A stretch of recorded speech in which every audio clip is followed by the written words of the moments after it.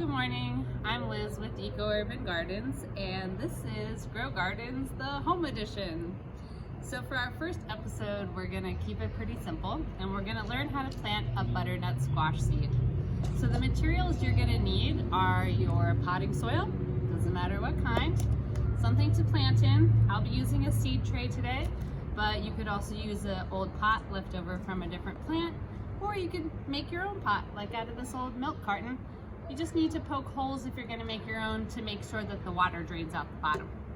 So your first step is to fill your soil up to the top of your container. You wanna leave a little bit of space at the top so that when you water, the soil doesn't fall out over the side. So once you have your container filled up, you're going to need to poke holes. You want your holes to be about 1 centimeter deep. I use my thumb as a measuring tool. It's about the size of my thumbnail.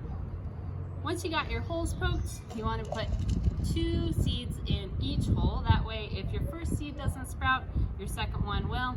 You'll have a better chance of getting a full tray. Once your seeds are in the hole, you're going to pinch them closed, make sure they're nice and buried, and then you're going to water it in, give it a nice deep soak. The only thing you need to sprout your seed is heat and water. You're going to need to water your seed 2 to 3 times a week. And if your seed hasn't sprouted within 2 weeks, you're gonna dump it and start over. Make sure you put a label with the date you plant your seed, that way you can remember when you planted it. So this has been our first episode of how to plant a seed. Thank you so much for watching, and I look forward to filming our next episode. If you would like more information about seasonal planting guides, visit our website at ecourbangardens.org. Thanks, bye.